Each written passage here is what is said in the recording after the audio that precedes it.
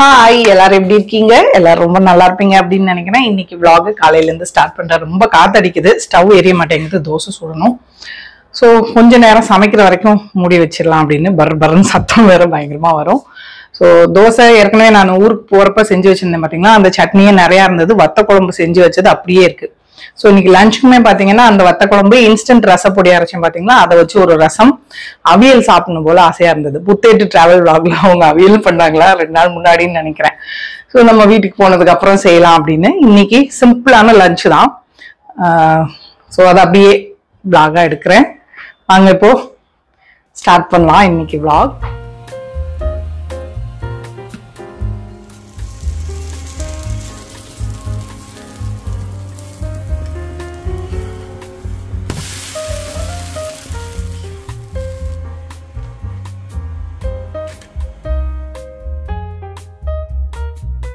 So breakfast எல்லாம் முடிஞ்சது. கொஞ்ச நேரம் உட்காந்து டிவி பார்த்துட்டு இருந்தேன்.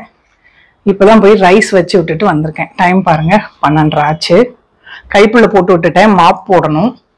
இவங்க 2 பேரும் இவ்வளவு நேரம் கட்டில் கடியில இருந்துருந்தானுங்க. இப்பதான் வந்து இங்க படுத்திருக்காங்க. டெட் அதிசயமா இன்னைக்கு இன்னும் சாப்பிட கேட்கல. எப்படி படுத்திருக்கான் பாருங்க.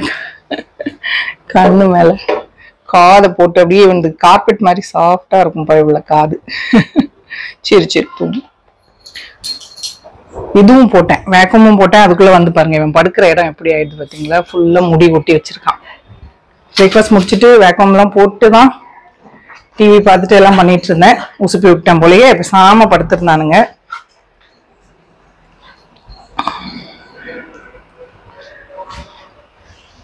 சாதம் வச்சுட்டு அவியலுக்கான காய் எல்லாமே கூட எடுத்து வச்சிருக்கேன் பாருங்க, கட் பண்ணணும். ஸோ ரைஸ் குக்கர்ல ரைஸும் கொஞ்சமா நிலக்கடலையும் வேக வச்சிருக்கேன். ஏன்னா இது சாயங்காலம் சுண்டல் மாதிரி பண்ணிக்கலான்னு. அவர் சிட்டுட்டெட்டுக்கு காலையிலேயே முட்டை வேக வச்சுட்டாரு, அதுவும் இருக்கு. ஸோ அவ்வளோதான், வேலை ஸ்டார்ட் பண்ணலாம். இப்போ இதெல்லாம் கட் பண்ணும். வெள்ளை பூசணி இல்லை, அதனால கொஞ்சமா சுரக்காய் எடுத்திருக்கேன். வாழைக்காய் முழுசோ இல்லை ஒரு அரையோ போட்டுக்கலாம். 2 கத்திரிக்காய், கேரட், பீன்ஸ், இது சேனக்கிழங்கு, முருங்கைக்காய், மாங்காய் கொஞ்சம் போட்டு, நிறைய ஃபுல் காய்கறி இல்லை, இருக்கிறத வச்சு சிம்பிளா அவியல் பண்ணலாம் இதுல. ஸோ குழம்பு வந்து ஃப்ரிட்ஜில் இருந்து எடுக்கணும், ரசம் பண்ணிக்கணும், அவ்வளவுதான். பெங்களூர்ல இருந்தப்ப நெட்ஃபிளிக்ஸ்ல தக் லைஃப் மூவி பார்த்தேன். உங்களுக்கு எல்லாம் பிடிச்சிருக்கா அப்படின்னு சொல்லுங்க. எனக்கு ஓகே தான் இருந்தது. ஆக்சுவலா எனக்கு செம்பு படம் பிடிக்கவே பிடிக்காது. பயங்கர ஓவர் ஆக்டிங் பண்ணுவான்ல எப்பயுமே.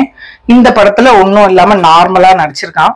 ஓகே, கொஞ்சம் என்டர்டெய்னிங்கான மூவி தான். ஆமா, ரவுடிங்களை பத்தி எடுத்தா அப்புறம் அந்த மாதிரி தானே இருக்கும் ஸ்டோரி. ஓகேதான் இருந்தது. மணிரத்னம் படம் முதல்லலாம் வேற மாதிரி இதுல எடுப்பாரு, இப்போ கொஞ்சம் இந்த மாதிரி எடுத்திருந்தாரு. ஓகே, நிறைய பேர் பிடிக்கல அப்படின்னு நெகட்டிவ் கமெண்ட்லாம் வந்தது. பார்க்கலாமா வேண்டாமான்னு யோசிச்சேன். சரி, டைம் பாஸ்க்கு ரொம்ப போர் அடிச்சதுன்னு சொல்லி பார்த்தேன். ஓகே தான். உங்களுக்கு எல்லாம் பிடிச்சிருந்ததா அப்படின்னு சொல்லுங்க தக் லைஃப் மூவி. வேற என்ன மூவிலாம் நல்லா இருக்கு, ஏதாவது சஜஷன் கொடுங்க பார்க்கலாம் அப்படின்னு. மலையாளம் மூவியா இருந்தாலும் ஓகே. அப்புறம் திருப்பூர்ல அந்த பொண்ணு வரதட்சணை அதுல சூசைட் பண்ணிச்சு பாத்தீங்களா. நான் ஏற்கனவே என்னோட வீடியோலயே நான் சொல்லியிருக்கேன் இல்லையா, கல்யாணங்கிறது குழந்தைங்களோட இஷ்டம். பேரண்ட்ஸ் பண்ற தப்பு தான் மெயினா. அவ்வளோ வரதட்சணை கொடுத்து எதுக்கு கல்யாணம் பண்ணி கொடுக்கணும், அந்த மாதிரி கேக்குறாங்க அப்படிங்கிறப்பயே அது பிரச்சனை தான். நம்மளா கொடுக்கறது வேற, அவங்க இது பண்ணி குடுக்குறாங்க அப்படிங்கிறப்பயே பேரண்ட்ஸ் கொஞ்சம் ஜாக்கிரதையா இருந்ததுன்னா அந்த பொண்ணு கூட இறந்து போயிருக்காது. ஆக்சுவலா அவங்க அப்பா இன்டர்வியூ எல்லாம் கொடுத்தாரு. கொஞ்சம் நெகட்டிவ் கமெண்ட்டும் வந்தது, பாசிட்டிவ் கமெண்ட்டும் வந்தது. இன்னொரு லைஃப் எல்லாம் என்னால இது பண்ண முடியாது அப்படின்னு சொன்னதா அவங்க அப்பா. என் பொண்ணு அந்த மாதிரி சொன்னது எனக்கு பெருமையா தான் இருக்கு அப்படின்னாரு. அவர் என்ன கண்ணோட்டத்துல சொன்னாரு, ஒருவேளை பொண்ணு இறந்ததுல எதுவும் பேசிட்டாரா என்னன்னு தெரியல. பட் பேரண்ட்ஸ் வந்து எப்பயுமே நம்ம பசங்களுக்கு ஒண்ணு கல்யாணம் பண்ணி வைக்கிறீங்க அப்படின்னாலுமே கூட சரியில்லை அப்படின்னு சொன்னா வான்னு சொல்லிடணும். சொசைட்டிய பத்தி யோசிச்சுட்டு அது இதுன்னு பாக்குறாங்க பாத்தீங்களா. சொசைட்டி என்ன ஒரு நாள் பேசுவாங்க, 2 நாள் பேசுவாங்க, அடுத்த நியூஸ் வந்ததுன்னா அதுக்கு போயிடுவாங்க. நம்ம ஃபேமிலி இது நம்ம தான் பாத்துக்கணும். நம்ம குடும்பத்துல 4 பேர் இருக்கோம்னா நமக்கு தான் அது பாதிப்பு. மற்றவங்களுக்கு யாருக்கும் நல்லதுனாலும் சரி கெட்டதுனாலும் சரி, நல்லா இருந்தாலும் பேசுவாங்க, கெட்டு போனாலும் பேசுவாங்க. ஏன் சொசைட்டிக்கு இவ்வளவு முக்கியத்துவம் கொடுக்குறோம்னு தெரியல. ஸோ எல்லாரும் அப்படிதான். நானே ஒரு 10-15 வருஷத்துக்கு முன்னாடி பாத்தீங்கன்னா எல்லாரும் பேசுற மாதிரி தான் பேசிக்கிட்டு இருந்தேன். ஸோ யாராவது என்னோட பழைய ஃப்ரெண்ட்ஸ் பார்த்தா கூட இன்னும் பெரிய இது மாதிரி பேசுறான்னு. நானும் அப்படி தான் டைம், அதாவது காலங்கள் போக போக நமக்கும் ஐடியாஸ் மாறணும் இல்லையா, எப்படி இருக்கும் அதுக்கு ஏற்ற மாதிரி. கல்யாணம் பண்ணி வைக்கணும்னாலே பயமா தான் இருக்கு. மத்திய பிரதேஷ்ல கூட அந்த பொண்ணு பாத்தீங்களா, கல்யாணம் பண்ணிட்டு போய் ஹஸ்பண்ட் அங்க ஆள் வச்சு கொன்னு, இந்த மாதிரி நிறைய கேஸ் வருது. முதல்ல இருந்திருக்குமா இருக்கும், மீடியா வந்ததுக்கு அப்புறம் நமக்கு எல்லாமே புதாகரமா காட்டுறதுனால பயமா தான் இருக்கு. அதனால பசங்க சொல்றத நம்ம கேட்க வேண்டியதா இருக்கு. எங்களுக்கு வேண்டாம், நாங்க வேணுங்கிறப்ப பண்ணிக்கிறோங்கிறப்ப நாங்க விட்டுறது. சரி, அவங்களுக்கு சின்ன பசங்க கிடையாது, நல்லா வேலைக்கு போறாங்க, அவங்க லைஃப் அவங்களுக்கு பாத்துக்க தெரியுதுங்கிறப்ப அதுவும் தெரியும் அவங்களுக்கு, நம்ம பார்ட்னர் எப்படி எப்படி வேணும் அப்படிங்கறது அவங்களுக்கு தெரியுமா இருக்கும். ஸோ நம்ம பேரண்ட்ஸா கைட் பண்ணலாமே தவிர அவங்கள பிடிச்சி தொல்லை பண்ணி நீ கல்யாணம் பண்ணிக்கணும், இத்தனை வயசாயிடுச்சு, அதெல்லாம் அந்த காலம். ஸோ அதனால குழந்தைங்க பேச்சையும் கேட்டுக்கிறது நல்லதுன்னு தோணுது நமக்கு. ஸோ உங்க ஐடியா இதுல எல்லாம் என்ன அப்படின்னு கமெண்ட்ல சொல்லுங்க. ரொம்ப பேசிட்டே இருக்கணும், கடகடன்னு காய் வெட்டிட்டு அப்புறமா என்ன பண்றேன் அப்படின்னு காட்டுறேன். காய் வெட்டிட்டு இருக்கேன். இந்த பக்கம் ஒருத்தன் கடும் காவல், அப்படிலாம் ஒன்றும் இல்லை, இங்க காய் வேணும் அவங்களுக்கு. இவன் பாருங்க சொரக்காய் தோலை சாப்பிட்டுட்டான். டேய் ஐயோ, ஒன்றும் கேடு இல்லை அப்படின்னு நினைக்கிறேன். 2 பேருக்கும் காய் வேணும். வெட்டுற சத்தம் கேட்டதும் ஓடி வந்துட்டானுங்க.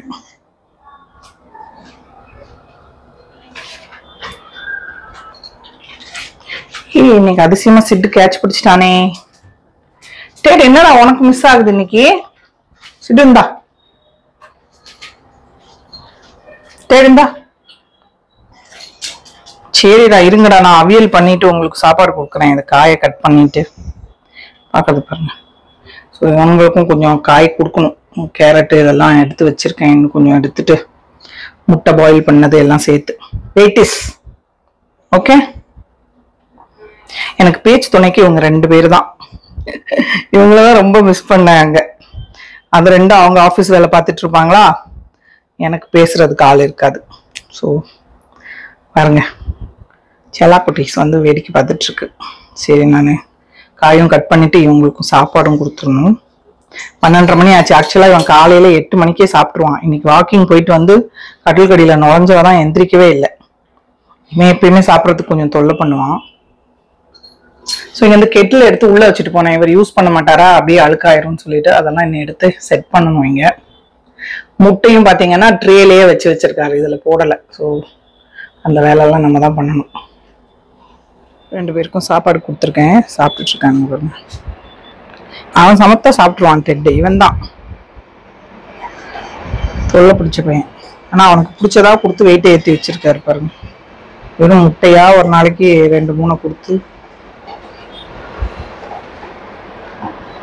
சரி, நோ மேடம், வீட்டுக்கு யாரோ வந்திருக்காங்க, குலைக்கிறான். சரி கம்மியா.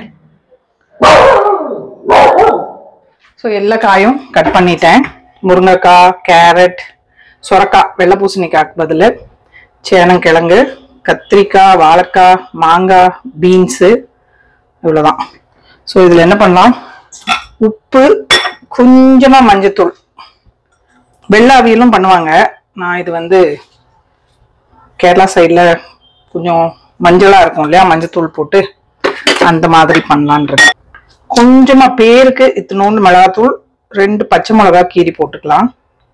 பாருங்க, இவ்வளோண்டு மிளகாத்தூள் போடுறேன். ஸோ பச்சை மிளகா ஒரு 2-3 போட்டுக்கலாம். தேங்காய் கூட அரைச்சி கூட போட்டுக்கலாம். நான் வந்து அப்படியே இதில் கீரி போட்டுக்கிறேன். ஒரு 3 பச்சை மிளகா. மாங்காய் வந்து அவ்வளோ புளிப்பா இல்லை, இனிப்பா தான் இருக்கு. லாஸ்ட்ல கொஞ்சம் தயிர் சேர்ப்பாங்க. ஸோ நான் இன்னைக்கு தயிர் சேர்க்காமே செய்யலான் இருக்கேன். இப்போ இதை நல்லா மிக்ஸ் பண்ணிட்டு கொஞ்சமா தண்ணி சேர்த்துட்டு மூடி போட்டு வேக விட்டுறலாம்.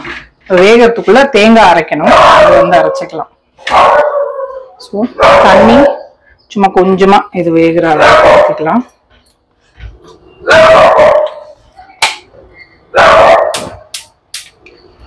ஸ்டவ் ஆன் பண்ணிட்டேன்.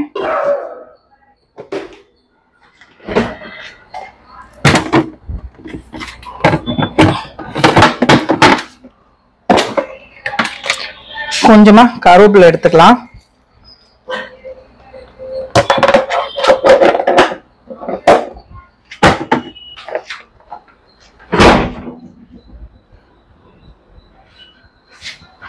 ஊருக்கு போனப்ப வச்சுட்டு போன தேங்காய் நல்லா இருக்கா என்னன்னு தெரியல, பார்க்கலாம்.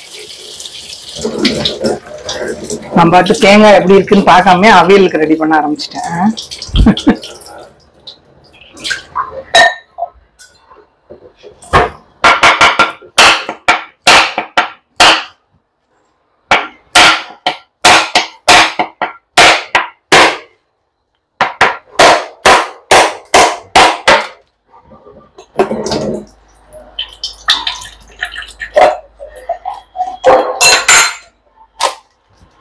நல்லாதான் இருக்கு தேங்காய், நல்ல வேலை.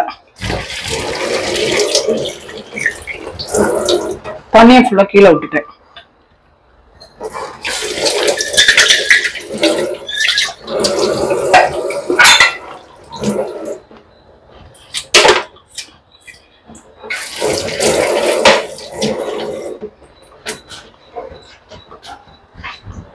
இதுல கொஞ்சம் தேங்காய் எண்ணெய் ஊற்றணும். ஸோ இப்போ ஊற்றிடலாம்.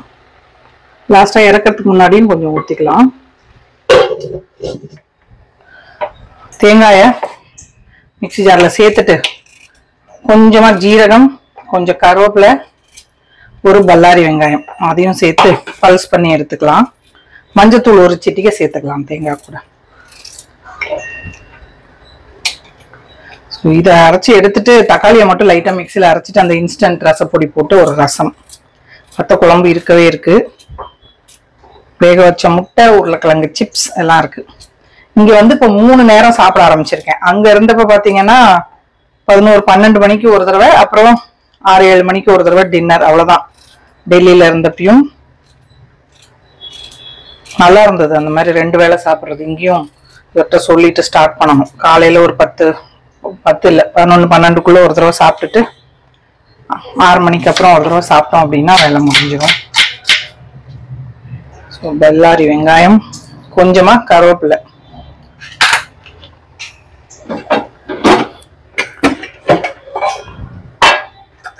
கொஞ்சம் ஜீரகம் போட்டுக்கலாம். அவியல் ஆக்சுவலா ரொம்ப ஈஸி தான் இல்ல. தமிழ்நாட்டுல வந்து வெள்ளை கலர்ல பண்ணுவாங்க, அது கொஞ்சம் டிஃப்ரெண்டா. வெங்காயம் எல்லாம் போட மாட்டாங்க அதுல அப்படின்னு நினைக்கிறேன் நானு. அம்மாலாம் போட மாட்டாங்க. இதை நைஸா அரைக்கணும்னு இல்லை, தண்ணி ஊத்தாம நல்ல பல்ஸ் பண்ணி எடுத்துக்கிறேன். மஞ்சத்தூள் கொஞ்சமா சேர்த்துக்கலாம். வாய்ஸ் கிளியரா இருக்கா? இந்த மைக் இப்ப வாங்கினேன் நான். முதல்ல வந்து ஒரு மைக் வச்சிருக்கேன், அது ரொம்ப பெருசா இருக்கும். அது வந்து ஆனா நல்ல காஸ்ட்லி மைக். ஒரு 2 வருஷம் முன்னாடி அபி வாங்கி கொடுத்தான், 25,000 கிட்டத்தட்ட அது. ஆனா அது வந்து போன் கூட ஒழுங்கா கனெக்ட் ஆக மாட்டேங்குது. அதுக்குன்னு தனியா ஒரு ஆப் இருந்தது. ஸோ இதுன்னா அப்படியே டைரக்டா போன்ல கனெக்ட் ஆயிடுது. அதனால இப்போ ஒரு 2-3 நாளா யூஸ் பண்ணிட்டு இருக்கேன். இது எப்படி இருக்கு அப்படின்னு சொல்லுங்க, வாய்ஸ் குவாலிட்டி.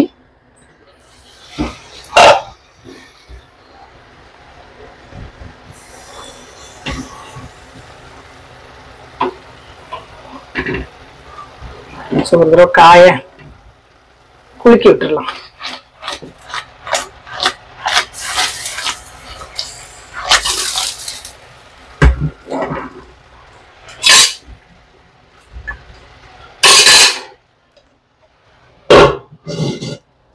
சரி, இது வந்து நான் பல்ஸ் பண்ணி எடுத்துட்டு வந்துடுறேன்.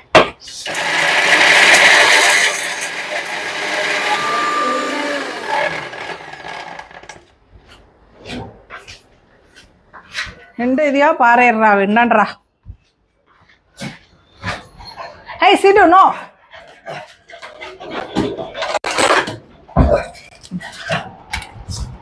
ஊட்டி சேரா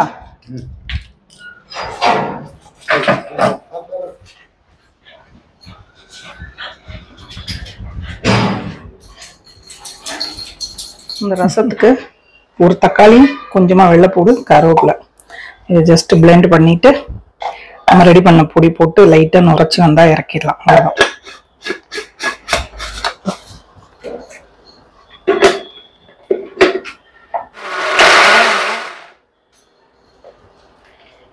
ரசத்துக்கு தண்ணி எடுத்திருக்கேன்.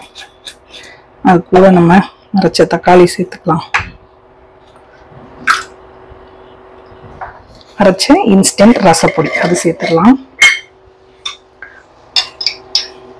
தாளிப்பு எல்லாம் இதுலயே இருக்கு, அதனால தாளிக்கலாம் வேண்டாம். 3 ஸ்பூன் சேர்த்துருக்கேன். அவ்வளோதான். உப்பு மட்டும் பார்த்துட்டு சேர்த்துட்டு அப்படியே நுரைச்சி வந்தால் போதும். மல்லி இலை வேணும்னா சேர்த்துக்கலாம். பொடி அரைச்சப்போ உப்பு போட்டிருக்கேன், ஆனால் அது பத்தாது. ஸோ இப்போ உப்பு சேர்த்துக்கலாம். அவ்வளோதான். வச்சுட்டு கொஞ்சம் சிம்மில் வச்சிடலாம். நல்லா நுரைச்சி வரப்போ இறக்கிட்டோம்னா ரசம் ரெடி.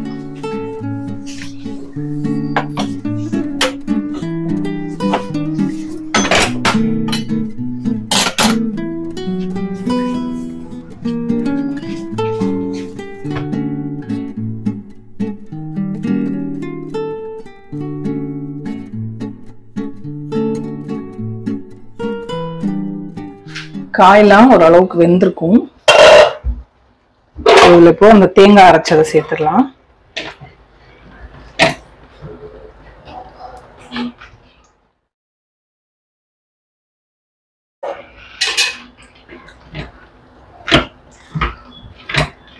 கொஞ்ச நேரம் திருப்பியும் மூடி போட்டுடலாம், இருக்கட்டும்.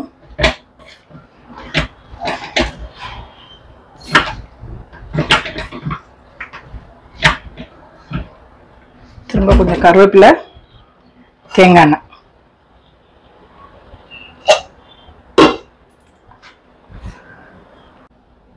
பாருங்க, வத்த குழம்பு வச்சது எடுக்கவே இல்லை போல, பேஸ்ட் இருக்கு. இது அப்படியே சூடு பண்ண வேண்டாம், ஃபுல்லா கொஞ்சமா எடுத்துட்டு தேவையான அளவுக்கு சூடு பண்ணிக்கலாம். நல்ல தொக்கு மாதிரி பண்ணி வச்சிருந்தேன். நான் அபி வீட்டுக்கு கொஞ்சம் கொடுத்து அனுப்பியிருந்தேன், அங்கே சாப்பிட்டேன், சூப்பராக இருந்தது. ஸோ இன்னைக்கு தேவைக்கு கொஞ்சமாக எடுத்து சூடு பண்ணிக்கலாம்.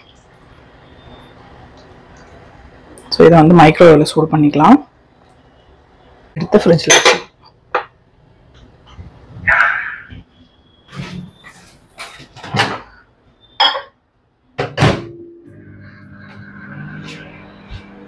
ஸோ அவியல் நல்லா ரெடி ஆயிடுச்சு. ஆஃப் பண்ணிடலாம்.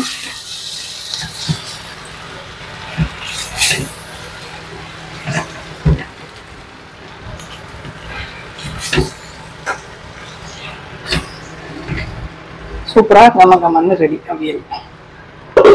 ரசம் வந்து இப்பதான் லைட்டா நுரைச்சி வந்துருக்கு. பாருங்க, வத்த குழம்பு நல்லா தக தகன்னு ரெடி ஆயிடுச்சு. சூடு சூடு. கொஞ்சமா போட்டு சாப்பிட்டா போதும். குழம்பு மாதிரி இல்லாமல் நல்லா தொக்கு மாதிரி வச்சுட்டேன்னா அதனால நல்ல வாசனை சூப்பரா வருது. ரெடி ஆயிடுச்சு பாருங்க, நல்லா நுரைச்சி வந்துருச்சு. ஆஃப் பண்ணிடலாம்.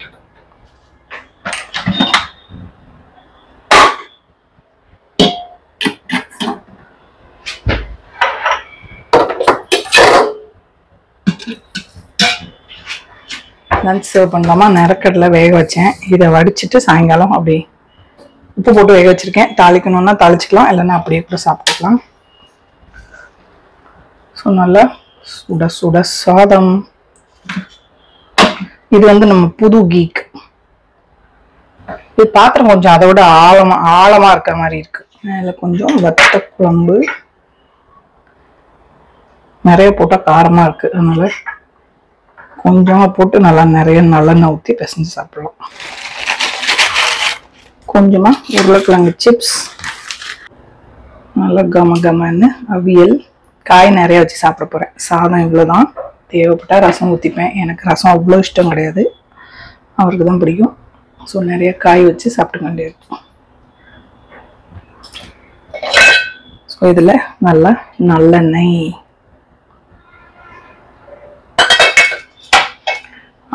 சூப்பரா லஞ்ச் ரெடி. சாப்பிடலாமா? குழம்பு சூப்பரா இருந்தது. ஆனா என்ன காரம், அதனால நான் நிறைய நல்லெண்ணெய் ஊற்றி சாப்பிடுவேன்.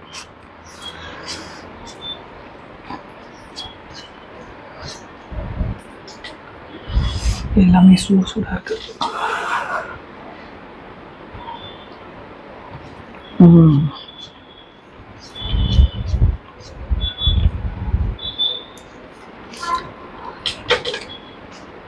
சூப்பர்.